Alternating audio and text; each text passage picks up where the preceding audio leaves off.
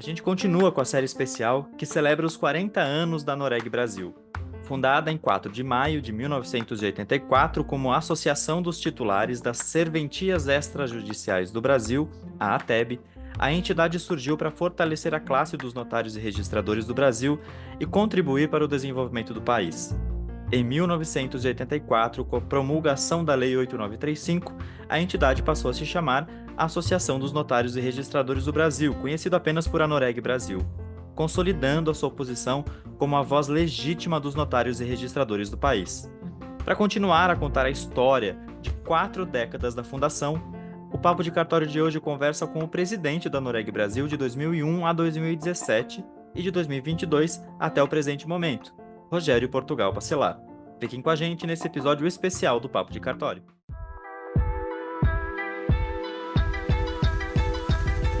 A ANOREG Brasil apresenta Papo de Cartório. A gente recebe hoje o Dr. Rogério Portugal Bacelar, formado pela Faculdade de Direito de Curitiba na turma de 1974. Ele começou a sua trajetória profissional ainda na década de 70, quando foi aprovado em 2 concursos para agente delegado, assumindo o cartório de Morretes. Em 2015, Bacelar requereu a remoção para o 6º Tabelionato de Protestos de Curitiba, onde permanece até hoje.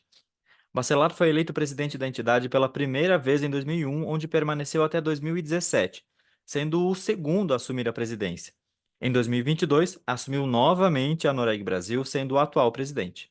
Então, doutor, para começar a nossa conversa, eu queria que o senhor falasse dos principais desafios assim que o senhor enfrentou durante os seus mandatos, né, na primeira gestão, que foi de 2001 a 2007, e agora, essa gestão nova de 2022 até agora, quais foram os principais desafios que o senhor enfrentou nessa gestão e como foi lidar com elas, como o senhor superou ela, como a entidade superou esses desafios? Primeiro, já, eu, em 2001, em 2000, eu era presidente da Noreg Paraná e a Leia vinha a uma reunião em Brasília.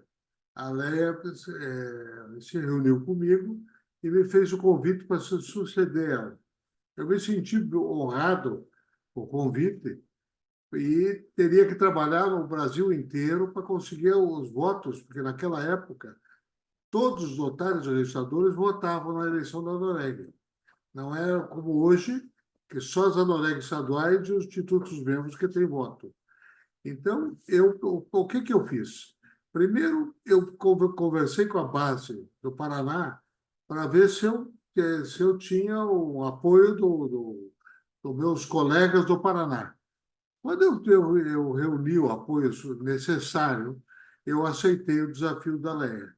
Aí, o que eu fiz? Eu providenciei um planejamento estratégico que eu seguiria à risca se eu fosse eleito. Aí, o que acontece? Preparei e cumpri, levei o meu planejamento estratégico em todos os estados do Brasil. Eu percorri todos os estados do Brasil aonde tinha Noreg. Parece que não tinha Noreg no Acre e tinha outro estado que não tinha. Os outros estados todos tinham, mas não tinham estrutura nenhuma, as Anoregs estaduais.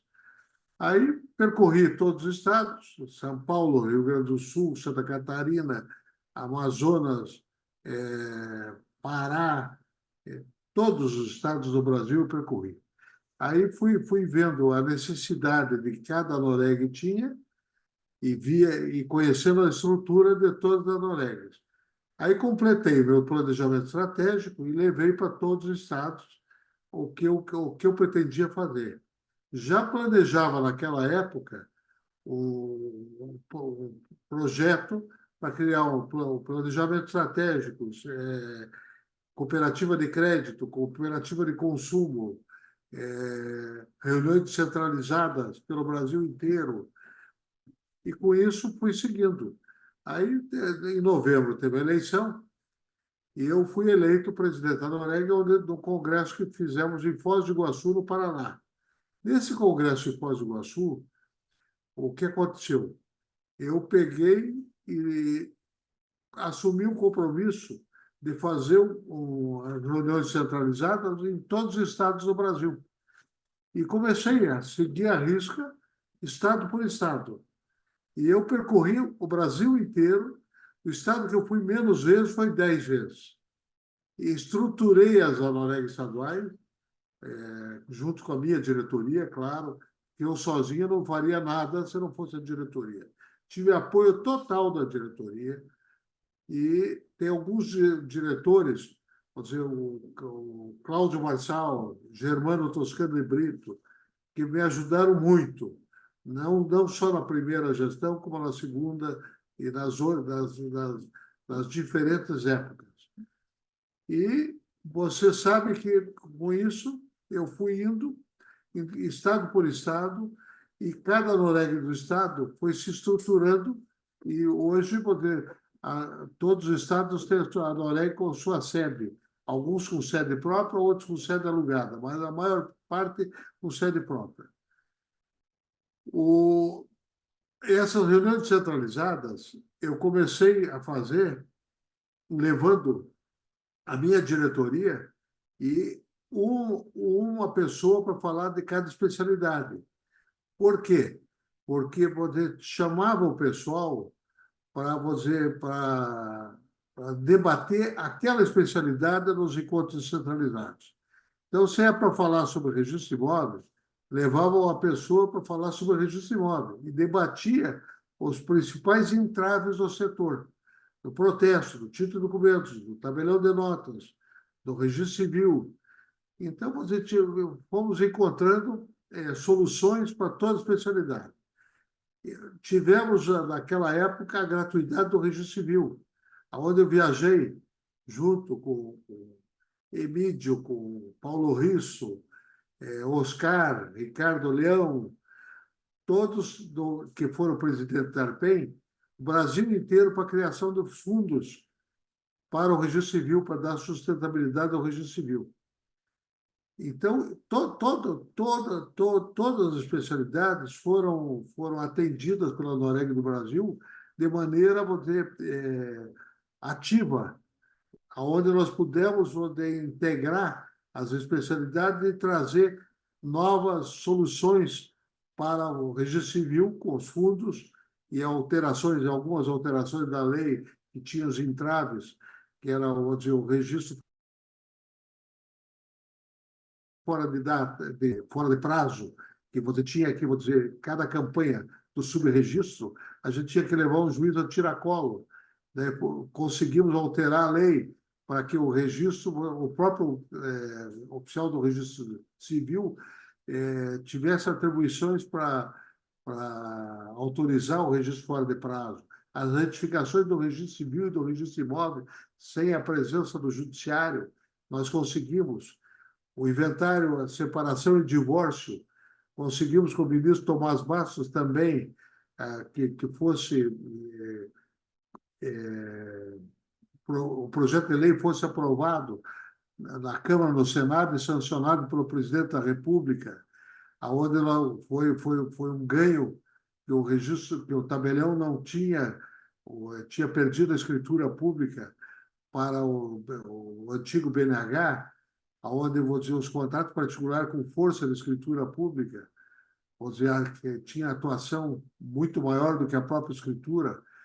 Então, com isso, deu um pouquinho de equilíbrio para o tabelião de notas, que tinha perdido tudo. Nós trabalhamos para o título de documentos ter uma arrecadação maior para o protesto. Então, em todas as áreas nós trabalhamos nesse sentido. E depois, posteriormente, em gestões posteriores, a gente conseguiu o apostilamento. Foi no Ministério da Justiça, já na outra gestão, foi do ministro Jair Eduardo Cardoso, o Antenor Madruga, que nos trouxe a possibilidade de fazer o apostilamento dos cartórios. A preocupação nossa é que o apostilamento, quem coordenava era o Ministério da Justiça. Se mudasse o ministro da Justiça, nós poderíamos perder o apostilamento. Então, eu pedi ao ministro Eduardo Cardoso que o CNJ coordenasse.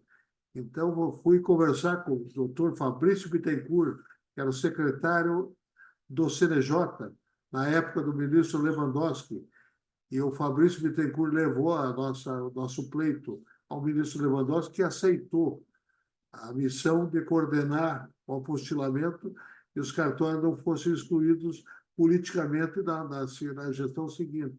Com isso, nós tivemos mais um ganho. Mediação e conciliação. Conseguimos também incluir, como disse o Zé Eduardo Cardoso, no Código de Processo Civil. Então, continuamos percorrendo o Brasil inteiro para poder para dar informações aos titulares de cartório onde a internet não chegava. Só no Amazonas, o depoimento do cartorário, que tinha demorado 15 dias de barco para chegar em Manaus, para o nosso encontro descentralizado. E ia levar 30 para voltar para a comarca dele. Por quê? Por causa da correnteza do rio. Então, se veja o esforço que eles faziam para estar em cada encontro descentralizado. Nós fizemos encontro descentralizado no Amazonas, Pará, no Tocantins, no Amapá, Roraima, Acre, em todos eles. Nós tivemos também a tarefa de privatizar os 2 estados que faltavam ser privatizados, os cartórios, que eram a Bahia e o Acre. A Bahia e o Acre, nós fizemos um dossiê mostrando o prejuízo que o Poder Judiciário tinha com os cartórios oficializados. Na Bahia era mais de 5 milhões de reais mês, e no Acre tinha um prejuízo de 500 mil reais mês, porque o Acre, todos os cartórios eram cargo em comissão do corregedor. Então, o corregedor de 2 em 2 anos modificava a titularidade dos cartórios como ele queria, porque ele nomeava as pessoas da confiança dele. E na Bahia, não. O concurso público era feito para tabelião, para registrador, da maneira antiga, antes da Constituição de 88. Mas todos eles eram concursados, mas como funcionário público, para atender a função como tabelião de nota, tabelião de protesto, registro imóvel, título de documento, registro civil. Então, todas as especialidades eram preenchidas por concurso público, mas não tinha qualquer estrutura básica os cartórios da Bahia. Se você entrasse no cartório da Bahia, era um caos total. Eu tinha voltado do Haiti, de uma missão que a ministra Carmen Lúcia nos pediu para ir, para criar um registro civil e um registro imóvel do Haiti. Nós tínhamos voltado e eu comparei os cartórios da Bahia com o cartório do Haiti, completamente destruídos, porque não tinham nada. Eles não tinham, além de não ter estrutura, você veja, o tabelião não mandava DOI porque não tinha internet, não tinha computador. As máquinas de escrever, todas obsoletas e estragadas, a maior parte. Nós, então, fizemos um mutirão para ensinar o pessoal da Bahia a trabalhar. Eu fiz um convênio na época, porque o tribunal mandava queimar os livros que eram comidos por cupim na Bahia. Então, fiz um convênio com a Biblioteca Nacional do Rio de Janeiro, onde eles recuperavam os livros. Então, vou dizer, teve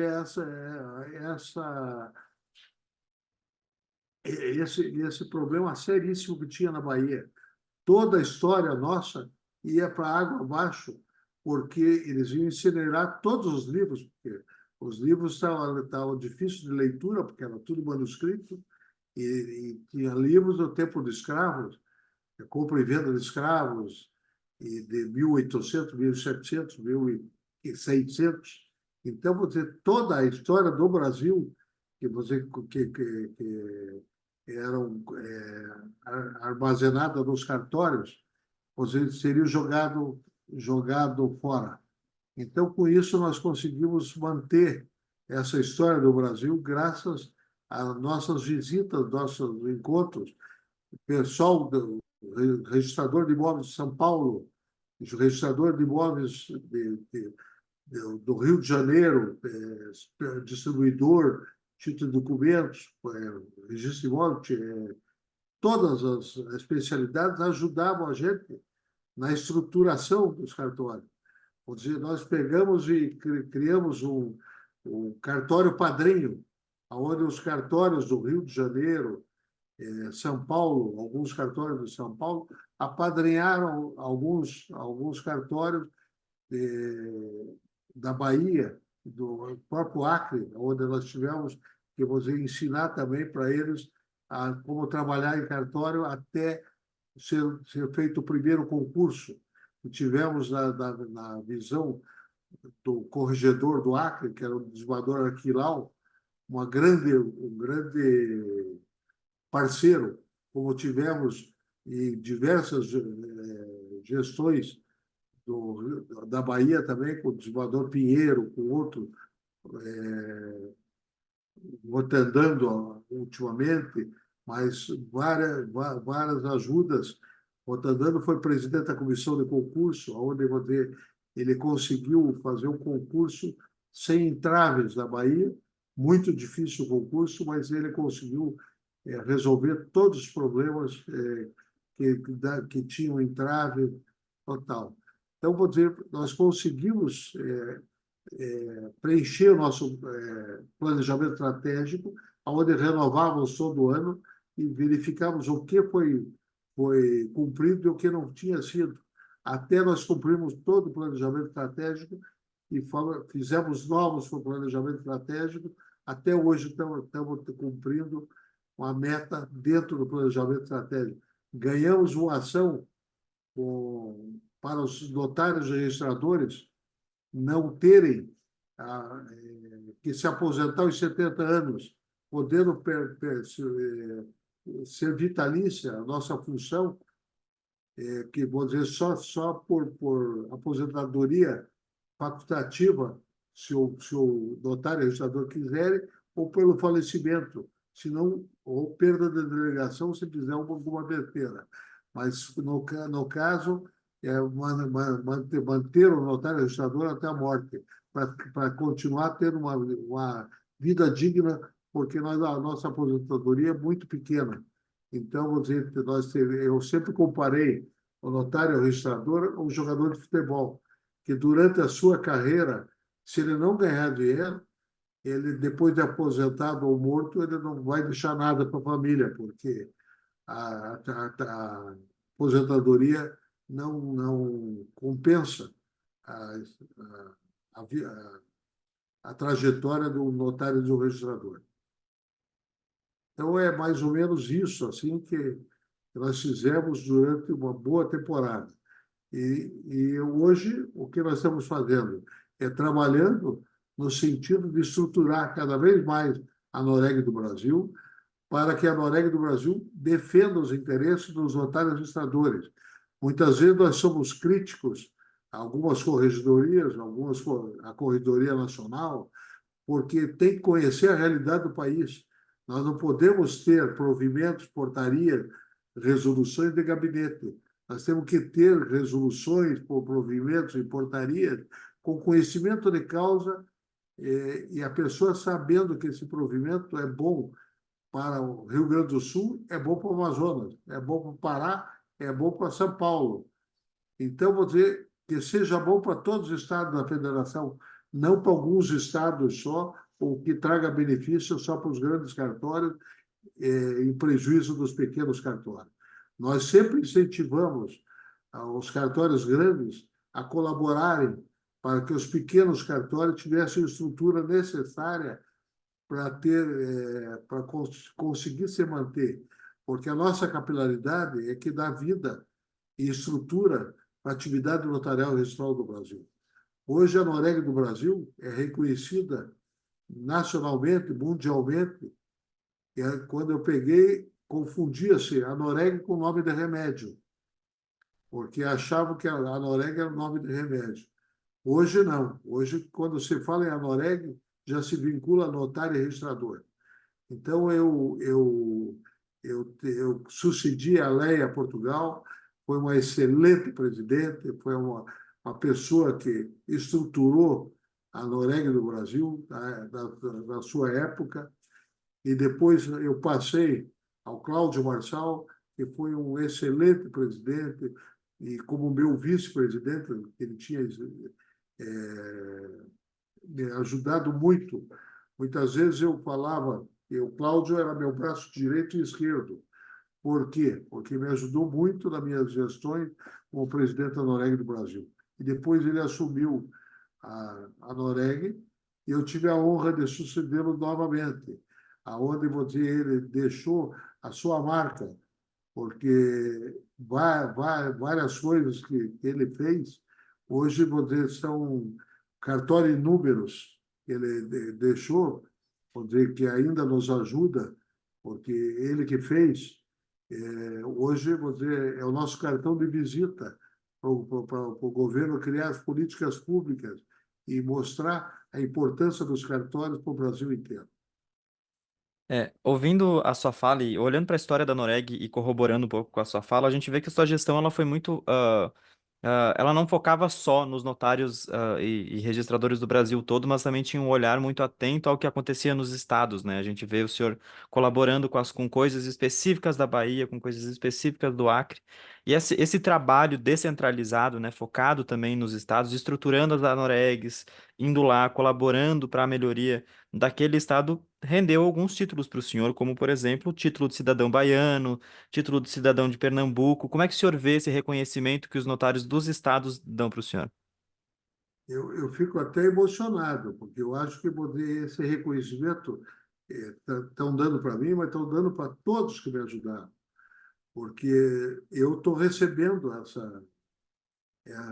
esses títulos, mas como se fosse uma homenagem para a nossa classe inteira de notários e registradores.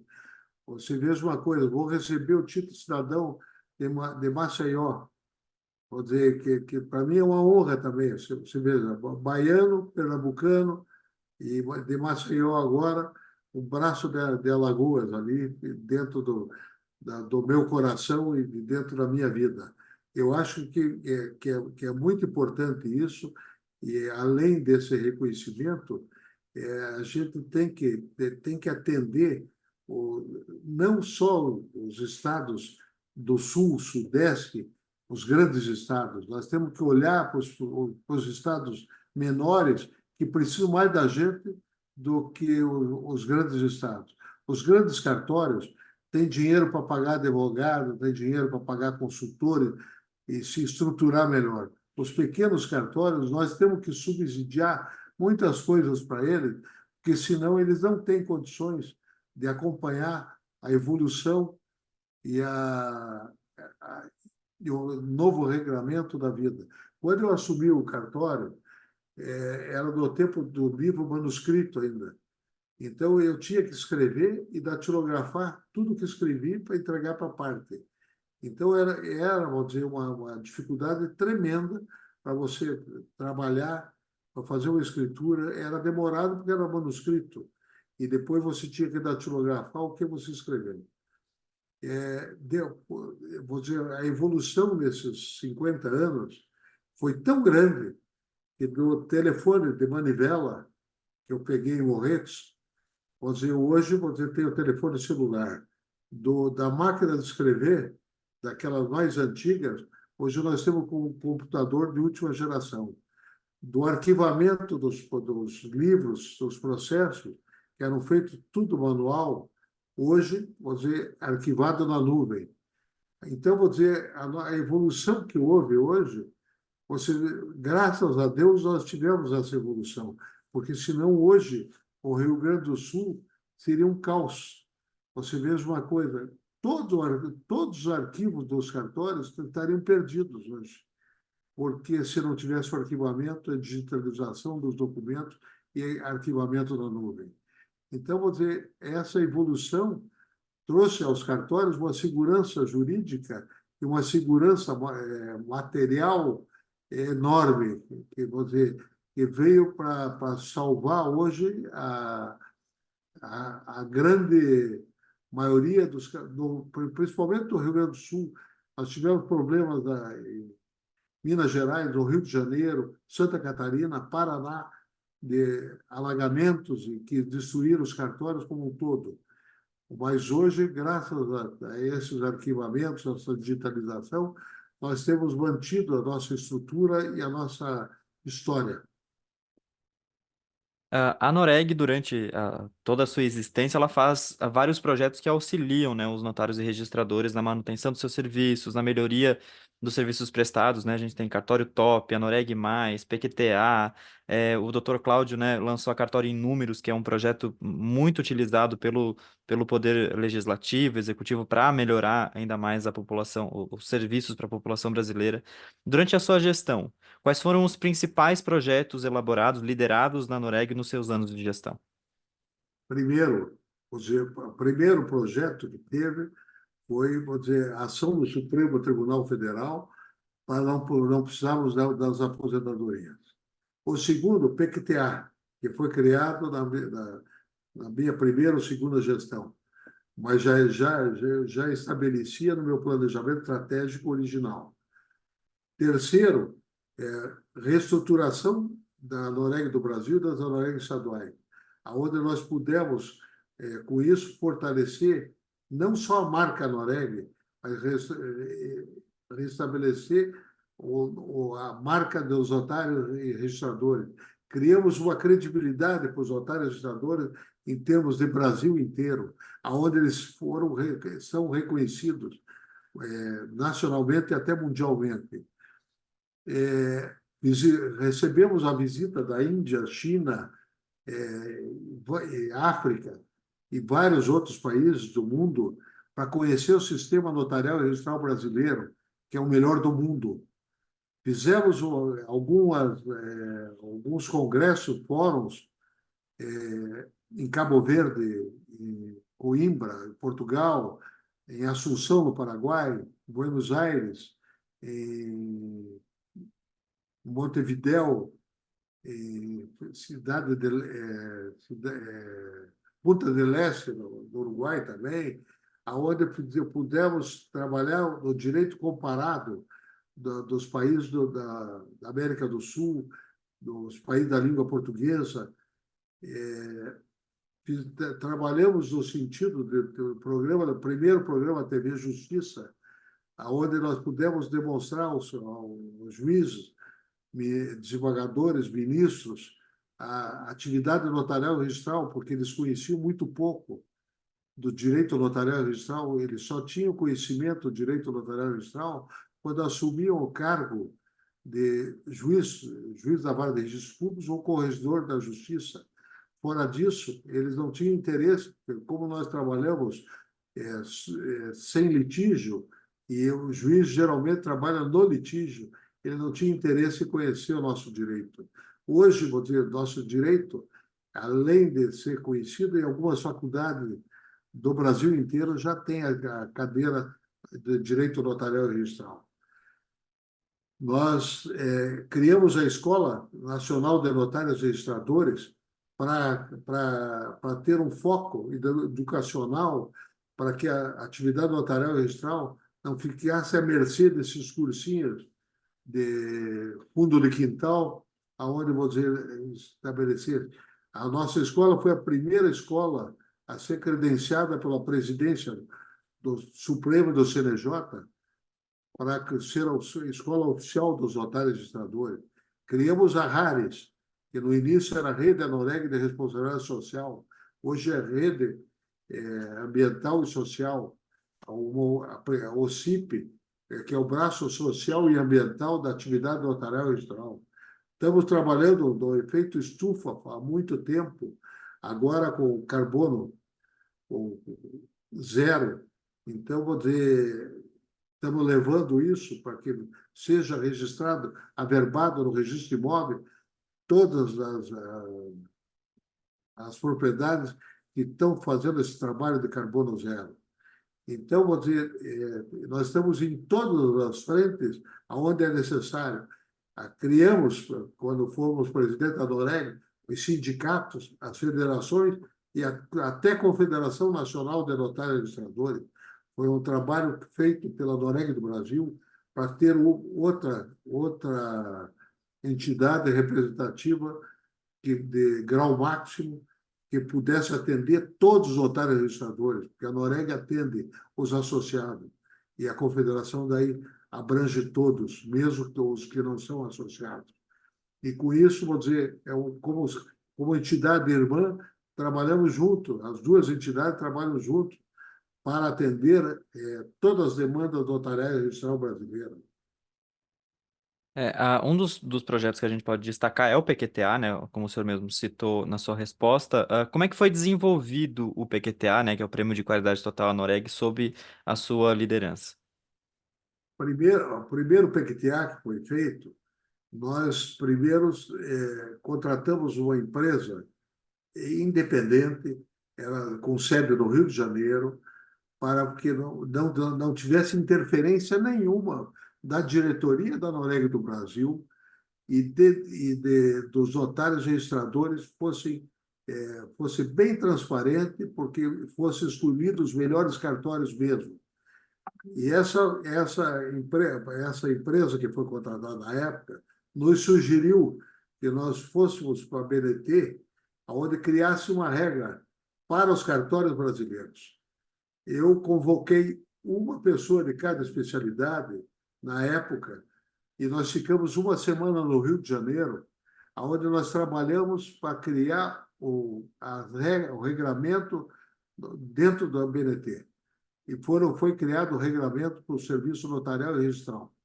E que é hoje, seguido até hoje, são aperfeiçoados, e todos os anos são aperfeiçoados. Depois mudamos de gestora do prêmio, hoje é a PSER, que é uma empresa de Portugal, com sede no Brasil, onde ela faz a gestão do prêmio. A diretoria do prêmio de qualidade passou por diversas mãos. O primeiro diretor foi Carlos Eduardo Penteado. O segundo foi a Laura Visotto. O terceiro, Zé Maria Siviero. O quarto, eu não me lembro assim, o quarto. Hoje, vou dizer, a Maria Aparecida Bianchini, do Mato Grosso, onde ela tem feito um trabalho maravilhoso. Onde, vou dizer, cada vez o prêmio tem mais gente, mais colaboradores. O início, a parceria nossa com o prêmio era com o Ministério da Justiça. Hoje é com o Conselho Nacional de Justiça, que, vou dizer, todos os anos, ou o corregedor ou o presidente do CNJ, antes era o ministro da Justiça, fazia entrega junto com a gente aos principais cartórios do Brasil que são premiados.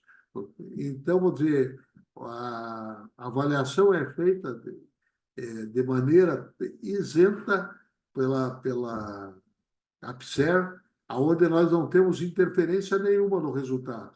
Não existe qualquer participação da presidência da Noreg, de qualquer diretor, nessa participação do resultado da escolha dos melhores cartórios do Brasil. São escolhidos por mérito dos próprios cartórios. Então, hoje o serviço notarial registral é excelente no Brasil. Ele cada vez está melhorando mais, para que a gente, vou dizer, atinja um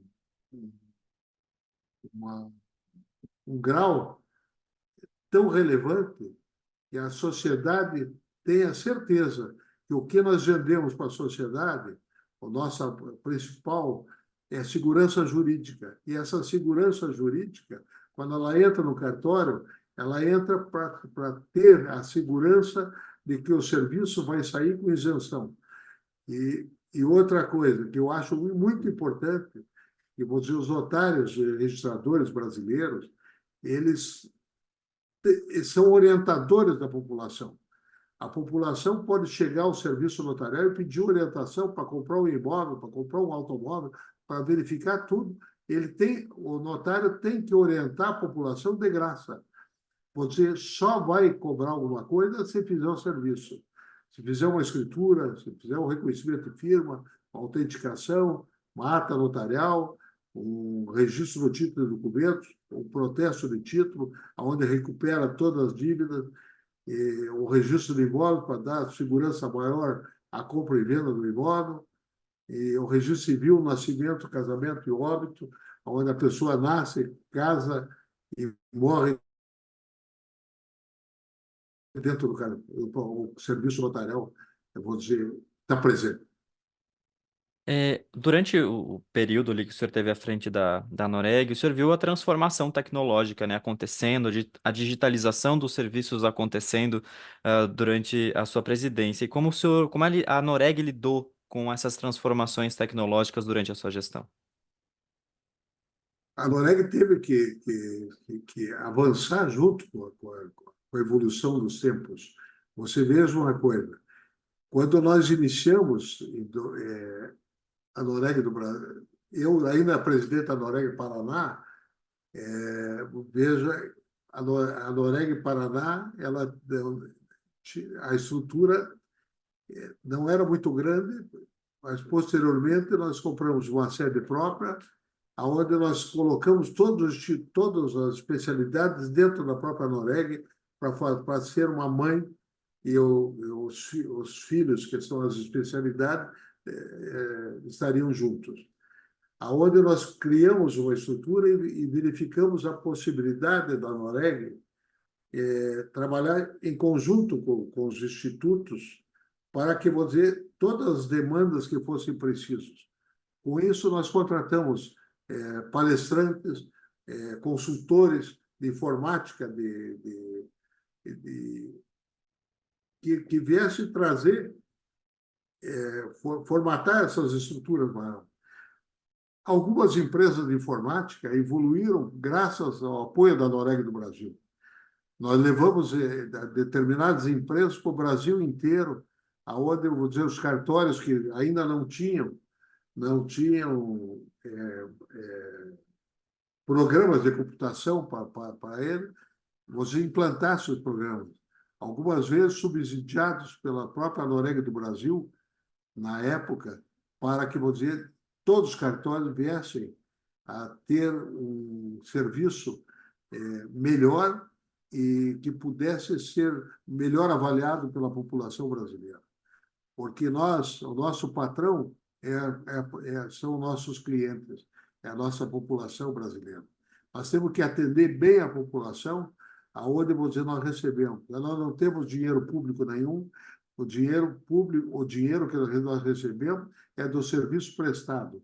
E com isso, vou dizer, em todos os estados do Brasil, a maior parte dos serviços prestados pelos cartórios sustenta os tribunais de justiça, os fundos de reparelhamento do judiciário. Até a Defensoria Pública recebe uma parte do nosso trabalho. Então, nós somos o maior arrecadador para o Poder Judiciário, maior arrecadador para o Serviço Público Federal, onde nós fiscalizamos, vou dizer, toda a arrecadação pública estadual e federal, com pedido de certidões em cada ato público que a gente faz.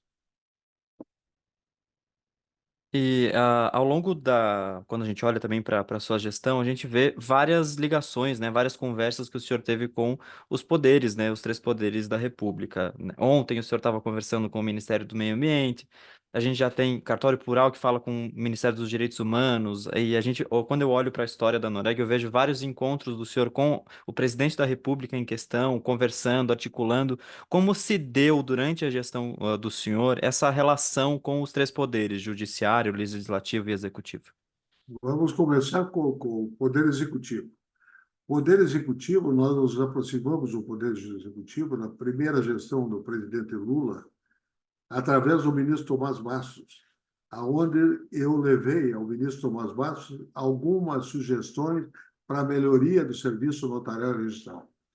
O ministro gostou e pediu ao seu secretário, chefe de gabinete deles, doutor Sérgio Sérvulo, que foi até prefeito de Santos, e ao Pier Paolo Bottini, que foi secretário da Reforma Judiciária, Sérgio Renault, secretário da Reforma Judiciária, para que avaliassem as nossas sugestões. Todas as nossas sugestões foram aceitas na época pelo ministro Tomás Bastos, inclusive transformadas em lei, e hoje desburocratizando muito o serviço notarial e ajudando a desafogar o Poder Judiciário. Daí, posteriormente, nós tivemos uma tratativa direta com o presidente da República, aonde nós pedimos ao presidente da República agilidade por alguns ministérios. Fizemos algumas parcerias com a presidência da República na regulação fundiária, rural e urbana, onde nós conseguimos regularizar mais de 1 milhão de propriedades, graças a um trabalho feito junto com os notários e registradores, principalmente os registradores de imóveis do Brasil inteiro, que entenderam a necessidade de fazer essa regulação fundiária. Você veja uma coisa, todos os cartórios do Brasil, aonde nós fizemos a regulação fundiária, nós tivemos a ajuda de registradores de imóveis de São Paulo, do Paraná, de Santa Catarina, do Rio Grande do Sul, de todos os lugares que nos ajudaram na infraestrutura dos cartórios.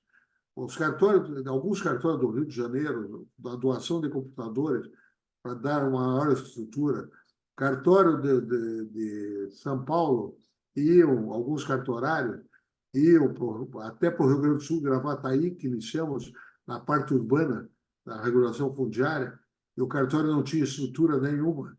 Então, recebeu a doação de computadores do cartório distribuidor do Rio de Janeiro e o cartório de Santos, do Registro Imóvel de Santos.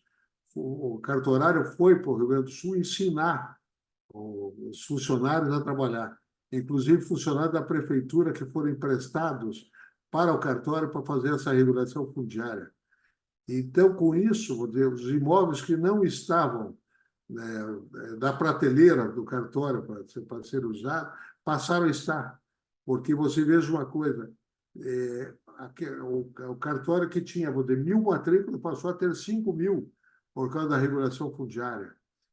Então, fizemos o cadastramento, junto com a ajuda da Sônia, que é título de documento do Rio de Janeiro, das favelas do Rio de Janeiro.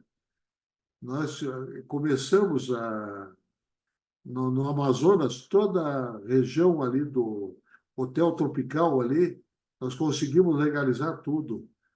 Espírito Santo, Pará, Amazonas, Pará, Espírito Santo, Ceará, Alagoas, Pernambuco, em todos os estados nós trabalhamos a regulação fundiária urbana e rural. Então, foi um sucesso graças à ajuda dos registradores e dos tabeliães, de cada estado, que não cobraram nada no primeiro ato, porque se nós fizemos uma pesquisa naquela época, e a pesquisa mostrava que as pessoas de baixa renda, num período de 10 anos, trocam 5 vezes de casa. E com isso, eles ganharam 5 vezes, eles fizeram a primeira de graça, as 4 outras cobraram. Com isso, houve um ganho para os registradores de imóveis, para o próprio tabelião. Falando em pesquisa, fizemos a primeira pesquisa para ver o que o povo achava da atividade notarial registral. Primeira pesquisa que foi feita pela Datafolha, nós empatamos com a igreja e com o Correio. Hoje, nós somos o primeiro lugar na frente de Correio e de igreja, de todos os poderes constituídos, como serviço de maior credibilidade do Brasil. Então, para nós é uma honra isso, porque é demonstração que, vou dizer, o nosso trabalho está dando certo e deu certo no passado, no presente, e vai dar certo no futuro também, com a ajuda dos notários e servidores brasileiros. E quais são, como o senhor vê o futuro da Noreg Brasil daqui para frente, né? Quais são os desafios que o senhor imagina que a Noreg ainda precisa superar para melhorar a qualidade do serviço notarial e registral? O que tem que acontecer é que, vou dizer, a vaidade de algumas pessoas prejudica. O que nós temos que trabalhar em conjunto, unidos, porque as especialidades, uma não deve ser inimiga da outra, devem ser parceiras, irmãs, e a Noreg está ali para unificar essa união da classe notarial e registral. Não é para dividir, e nem para trabalhar contra essa ou aquela especialidade, é para somar, que todos os serviços notariais sejam respeitados dentro de cada especialidade. Então, é isso que nós temos que ajudar, uma por uma das especialidades, a compreender que, vou dizer, não, ela não tem que trabalhar sozinha, nós temos que trabalhar em equipe. Vou dizer, se nós conseguirmos nos unir, nós somos imbatíveis. Por que que nós somos imbatíveis? Porque o nosso serviço é reconhecido pela toda a população como o melhor. Mas nós temos que trabalhar unidos para cada vez melhor e mais, cada vez tenha mais excelência no nosso trabalho. E qual é o legado que o senhor gostaria de deixar como presidente da Noreg? O legado é a união da classe, melhoria cada vez mais do serviço notarial e registral, e além da melhoria do serviço notarial e registral, é a melhoria do aprendizado, com a nossa escola cada vez mais forte, nossa escola reconhecida pelo Ministério da Educação e Cultura, que, se Deus quiser, esse ano nós vamos dar a certificação, transformar a nossa escola numa faculdade de Direito Notarial e Registral, e possamos, com isso, ter melhores leis, melhores provimentos, melhores resoluções. Podemos trabalhar junto com o Conselho Nacional de Justiça, com as corregedorias estaduais, para que essas leis sejam elaboradas, esses provimentos e essas resoluções, com a ajuda dos notários e registradores, porque nós não podemos nos furtar a trabalhar em conjunto com a Corregedoria Nacional, com as corregedorias estaduais, para terem leis que, vou dizer, não nos prejudiquem, porque hoje o que acontece com a classe notarial é que nós temos muito ônus e muito pouco bônus. Nós temos que ter um código de prerrogativas onde possa mostrar para a classe, para o Brasil inteiro, as prerrogativas dos notários e registradores. Não só bônus, mas ônus também. Mostrar que nós temos capacidade e somos responsáveis pela atividade notarial e registral brasileira para prestar um serviço de qualidade, um serviço de excelência para a população brasileira. E para finalizar, doutor, a gente está nessa conversa toda aqui, é para a gente celebrar os 40 anos da Noreg, né? E a gente tem alguns exemplos do que a Noreg faz que preservam e valorizam a história do país, a história do notário registrador. Um deles é o museu, né? O museu está aí, tem várias peças, né, e documentos muito importantes da história do país que ajudam a contar a história do Brasil e a história do notário e do registrador. Qual é a importância de valorizar a história e de contar a história do notário e registrador? Esse meu projeto era desde o início da gestão da Noreg. Então, eu fui armazenando máquinas de escrever antiga, o primeiro computador que eu tive no meu cartório, e fiz a doação para o Museu da Atividade Notarial e Registral.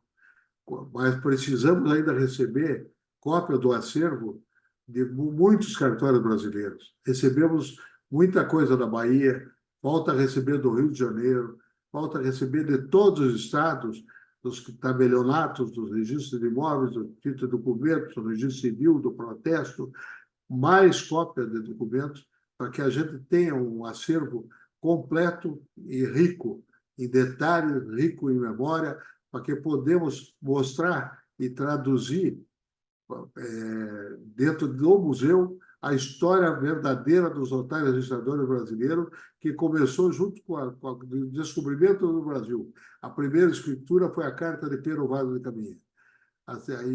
Daí em diante, não paramos mais. Hoje, o Brasil, vamos dizer, é um dos países que evoluiu mais na área notarial e registral, onde nós somos exemplo para todos os países do mundo nessa atividade notarial e registral. É isso, doutor. Encerramos aqui. Muito obrigado pelas respostas, muito Eu obrigado que agradeço, Jé, e qualquer coisa estou à tua disposição. Um Certo. abraço grande para você e parabéns pelo teu trabalho. Muito obrigado, doutor. Tchau, tchau.